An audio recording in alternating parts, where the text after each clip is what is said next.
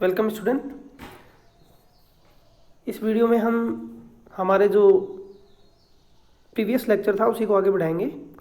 Chapter 2 हम discuss करेंगे geography का, land, soil, water, natural vegetation, wild life resources. इसमें हमने लैंड रिसोर्सेज यूज वो कर लिया डिस्कस। आज हम सॉइल रिसोर्सेज देखेंगे। सॉइल रिसोर्सेज से पहले लैंडस्लाइड के बारे में थोड़ा सा डिस्कस करते हैं। लैंडस्लाइड क्या होता है? लैंडस्लाइड जो है mass movement of the rock, means high terrain से लो टेरेन की तरफ यदि कोई चट्टान, कोई पत्थर के टुकड़े यदि नीचे गिरे, उसको बोलते हैं लैंडस्लाइड्स। रीजन क्या है? Earthquake, flood, volcanic activities. ये जैसे अर्थ सरफेस है, अर्थ सरफेस के बारे में आपने पढ़ा होगा, इसको बोलते हैं क्रस्ट या सियाल भी बोलते हैं। और इसके नीचे है मेंटल और नीचे निफे। तो जो क्रस्ट और मेंटल है, इसके बीच में एक सब स्ट्रेटम है या एस्थेनोस्फेयर है, जिसमें लिक्विड की या सेमी लिक्विड फॉर्म में क्या है? लावा, जिसका टेम्परेचर होता है 1000 डिग्री सेल्सियस से ऊपर। तो यहां से इलेक्ट्रोमैग्नेटिक वेव्स निकलेंगी, इकट्ठी होंगी, और एक सामान्य दाब से ज़्यादा या उसके प्रेशर से ज़्यादा जब ये होंगी तो ये क्रस्ट को तोड़कर बाहर निकलेंगी। इसी कारण से अर्थक्वेक और वोल्केनिक एक्टिविटी होती है। तो ये इसके कारण होते हैं, किसके? लैंडस्लाइड के। और क्या है इसका कारण? बहुत लंबे समय तक यदि किसी एरिया में बारिश चलेगी तो वेदरिंग इफेक्ट होगा। वेदरिंग मतलब इरोजन होगा, या ये कमज़ोर होंगी चट्टानें, पानी जाएगा।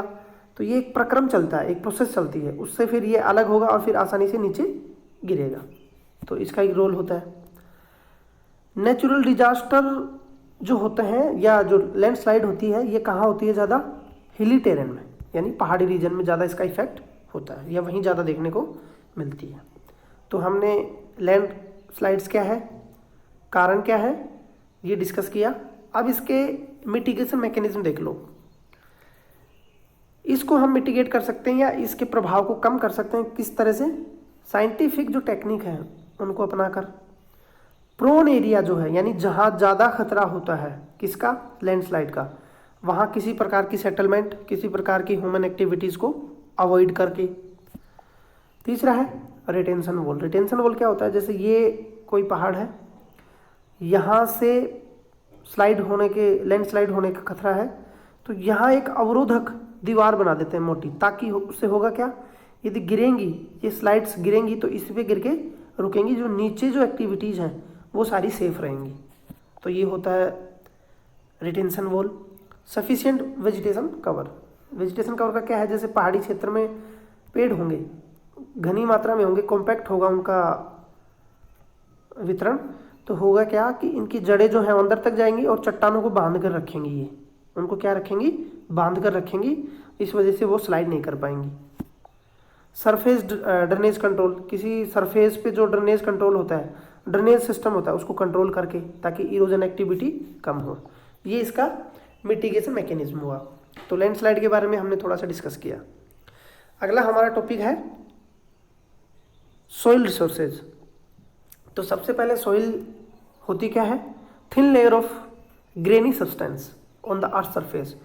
अर्थ सरफेस के ऊपर कुछ सेंटीमीटर की मोटाई का ग्रेनी सरफेस होता है, यानी दानेदार सब्सटेंस होता है, उसको बोलते हैं सॉइल। लैंड और सॉइल में ये डिफरेंस है। Land form determine the type of soil. अब किसी एरिया में, चलो यहाँ मिट्टी है, सॉइल है, तो ये कैसी होगी, इसकी करेक्टरिस्टिक्स क्या होंगी, इसका टाइप कैसा होगा, ये पूरा डिपेंड करता है लैंड फॉर्म पे। लैंड फॉर्म क्या होती हैं? जैसे आपके पठार, आपके पहाड़, माउंटेन्स, प्लेट्यू, डेजर्ट, ये सब लैंड फॉर्म्स हैं। तीसरा पॉइंट है made up of organic matter, minerals और वेदरिंग जो रोक है, वेदर्ड जो रोक है, उससे ये बनती है। मतलब मिट्टी का निर्माण या मिट्टी की जो फॉर्मेशन है वो किससे होगा? उस पर्टिकुलर चट्टान या उस पर्टिकुलर रॉक जिससे मिट्टी बनी है उसके ऑर्गेनिक मटेरियल उसमें होंगे, मिनरल्स होंगे, और उस वेदर्ड रॉक का इसमें बहुत बड़ा रोल होगा। प्रोसेस ऑफ वेदरिंग, वेदरिंग क्या होती है? देखो वेदरिंग में पूरा समझ देता हूँ आपको। वेदरिंग को हम ऐसे समझ सकते हैं कि जैसे पर्टिकुलर किसी रीजन में ये चट्टान है, मैं वेदरिंग की प्रोसेस आपको बता दे रहा हूँ। तो वेदरिंग की प्रोसेस कैसी होती है कि इस पर गर्मियों में धूप पड़ेगी, जब सन वर्टिकल होगा तो इस पर क्या पड़ेंगी? रेज आएंगी सन की, इंसोलेशन खूब मिलेगा इसको। तो इससे क्या होगा? इसमें फैलेगा। कोई भी चीज़ को यदि आप एनर्जी देंगे तो वो क्या होता है? फैलता है, सिकुड़ता नहीं, वो क्या होता है? फैलता है। यानी गर्म होकर चीज़ क्या होती है? फैलती है। जब चट्टानें धीरे धीरे प्रोसेस में फैलेंगी तो ऐसा तो है नहीं कि हमेशा सनरेज रहेंगी, बारिश भी होगी। बारिश का पानी, जो दरारें बनी हैं, जो फैलने से जो जगह बनी है, उसमें पानी जाएगा। पानी जाएगा तो वो अपनी इरोजन की प्रोसेस को चालू करेगा। तो इस वजह से होगा क्या कि जो पेरेंट रॉक है उससे टूटकर कुछ चट्टान अलग हो जाएगी। फिर इस पर क्या प्रक्रम होंगे? जैसे ये चट्टान अलग हो गई, फिर अगेन इस पर वही प्रक्रम लगेगा। क्लाइमेटिक जो डिटरमाइंस है वो सब इसमें करेंगे, अपना प्रभाव छोड़ेंगे। तो फिर इस तरह से मिट्टी बनती चली जाती है। ये मिट्टी बनने का ये है, फिर पानी के साथ बहाकर लेके जाएगी, हवा इसको ले जाकर कहीं दूर निक्षेपित करेगी। तो ये प्रोसेस ऑफ वेदरिंग होता है। तो सॉइल के बारे में हमने पहली स्लाइड ये देखी, देखते हैं आगे। अब सॉइल की जो प्रोफाइल है वो कैसी है? जैसे ये पूरा आप एक मिट्टी का वो मान सकते हैं, पूरी की गहराई, ये ऊपरी तल हो गया और उससे नीचे की तरफ नीचे का तल हो गया।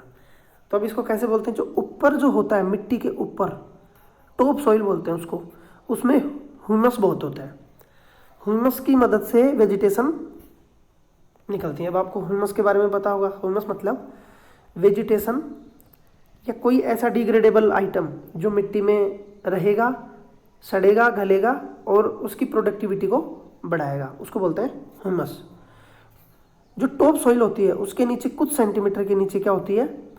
सब सॉइल। ये सब सॉइल जो बनती है किससे बनती है? मैंने आपको अभी बताया था प्रभाव किसका? वेदरिंग का। एक मिनट, वेदरिंग का। तो वेदरिंग से जब मिट्टी, सैंड, सैंड, सिल्ट और क्ले ये बहाकर ऊपरी मैदानों से नीचे लाई जाती हैं, या ऊपरी जो पहाड़ी क्षेत्र है वहाँ से नीचे लाई जाएंगी और वहाँ पर ये जमा कर दिए जाएंगे।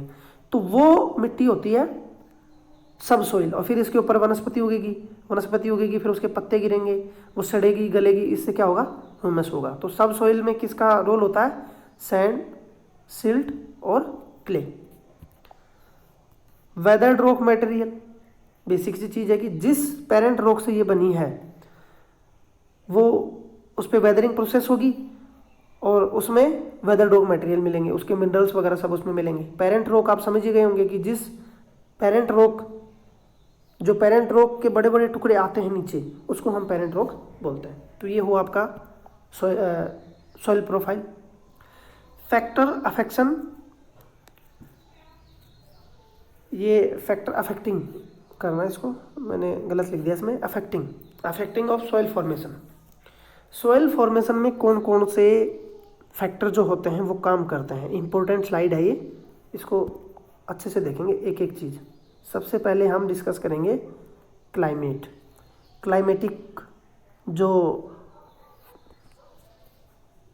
कारक हैं उनका क्या क्या रोल है। देखो इसमें क्या क्या दे रखा है। क्लाइमेटिक में देखेंगे तो टेम्परेचर मैंने आपको बताया, रेनफॉल मैंने आपको बताया, influence of rate of weathering and formation of humus.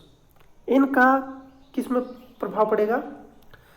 Weathering process में इसका प्रभाव पड़ेगा। वेदरिंग ये जो टॉपिक है ये मैंने आपको पिछली स्लाइड में पूरा समझा दिया। वही है कि ये कोई पेरेंट रॉक है या कोई चट्टान है किसी पहाड़ी क्षेत्र की, इस पर क्लाइमेटिक इफेक्ट क्या होगा? टेम्परेचर पड़ेगा, इंसोलेशन मिलेगा, दरार पड़ेगी, बारिश के दिनों में पानी घुसेगा, टूटेंगी, टूटकर अलग होंगी, अलग होकर बड़े बड़े टुकड़े, फिर पानी बरसेगा, नदियों के साथ नीचे जाएंगी, फिर इस पर वही प्रोसेस लगेगी, फिर इन पे इंसोलेशन होगा, टेम्परेचर होगा, रेनफॉल होगा, पानी घुसेगा और छोटे टुकड़ों में बटेंगी।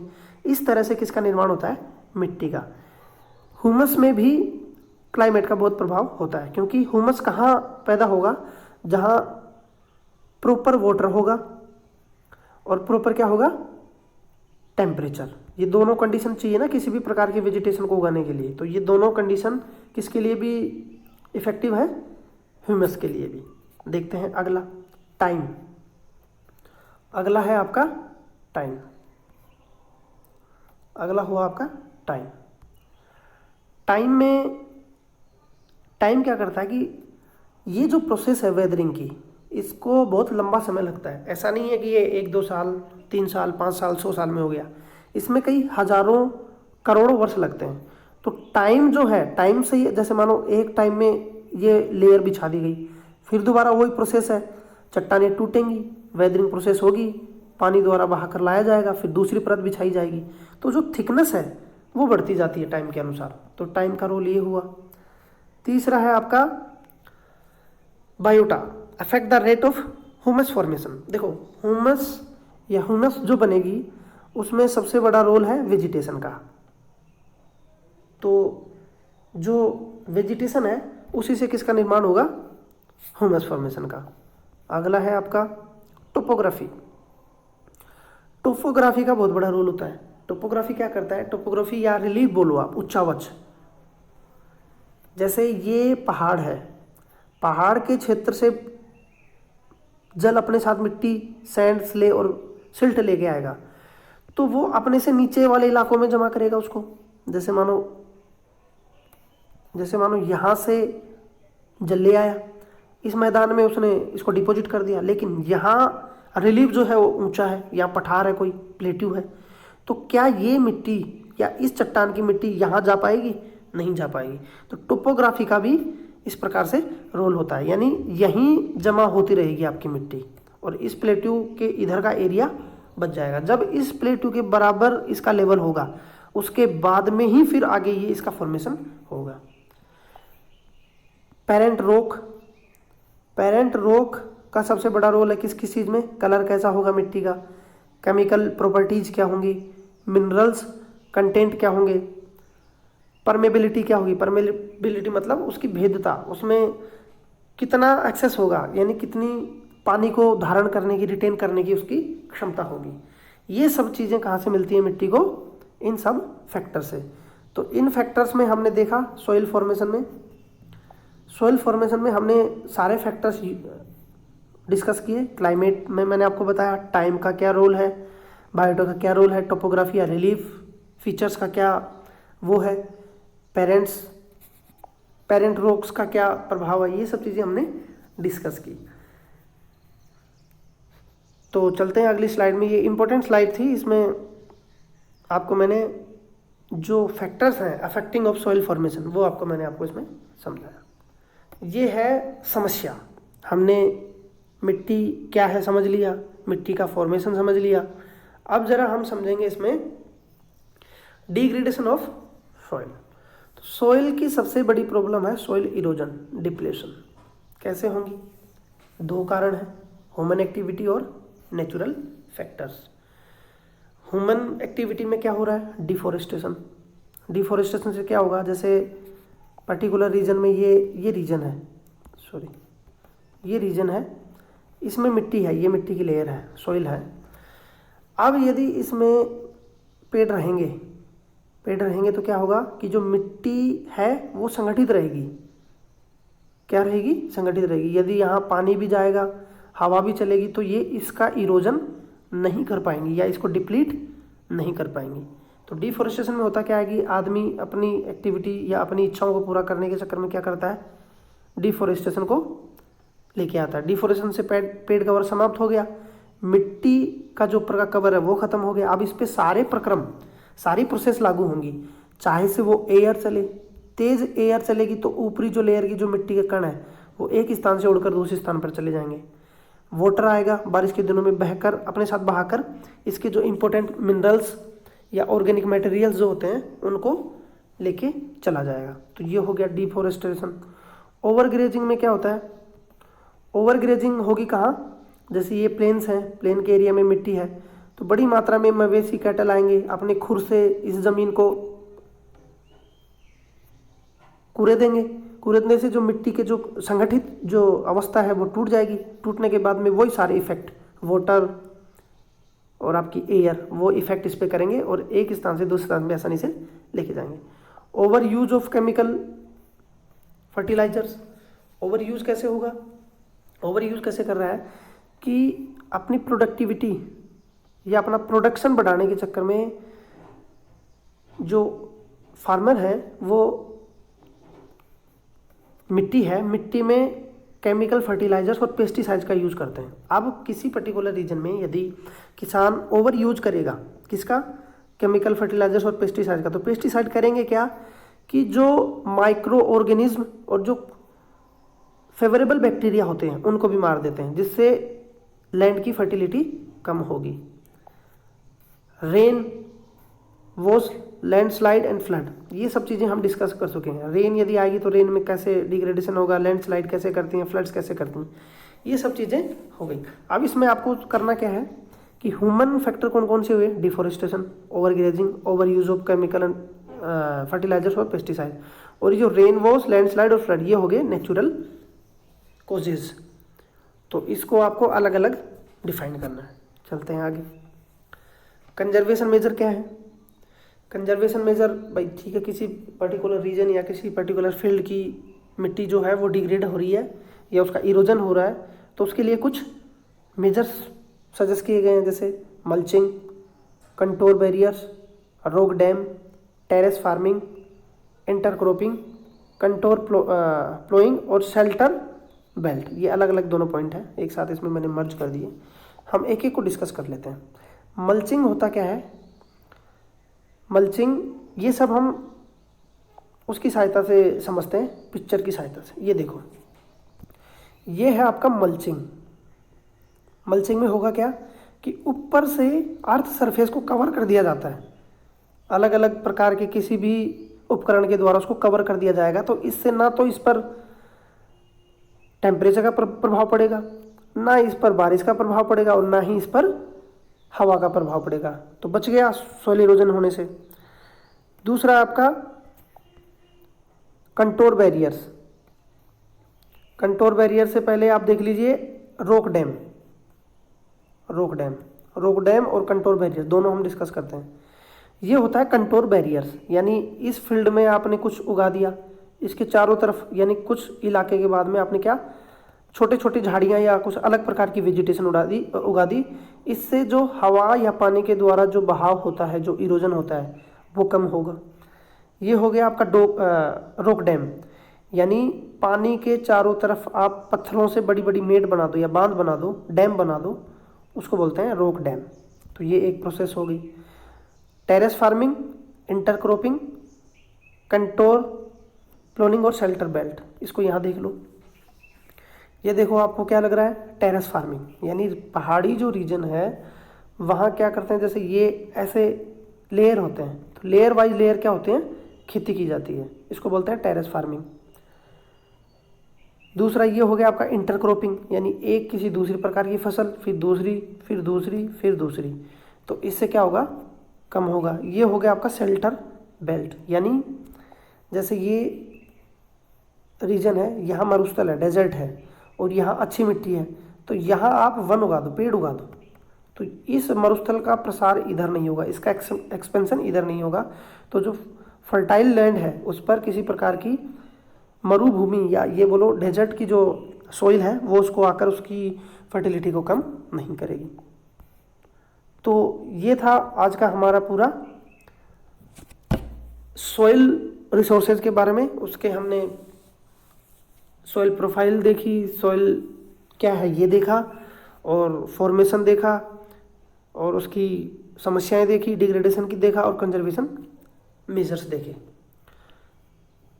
तो इसमें आपका मैप वर्क जो होगा वो आपको करना रहेगा डेजर्ट। सबसे पहले आप डेजर्ट जो है इम्पोर्टेंट डेजर्ट कौन कौन से, आपको थार डेजर्ट लोकेट करना है, सहारा डेजर्ट, उसके बाद में आपको करना है कालाहारी डेजर्ट। कालाहारी डेजर्ट के बाद में आपको करना है Great Victoria Desert, Great Victoria desert.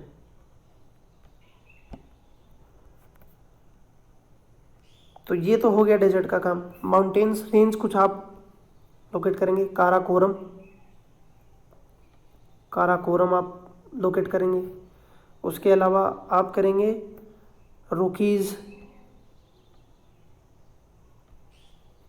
रोकीज जो माउंटेन्स हैं वो करेंगे। एंडीज,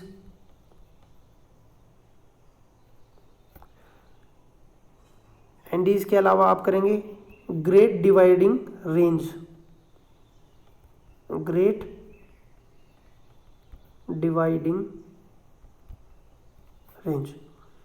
ये हुआ आपका मैप वर्क। मैप पर ये सारी चीज़ें आप लोकेट करके ग्रुप में शेयर करेंगे। आज के इस वीडियो में इतना ही। Thank you for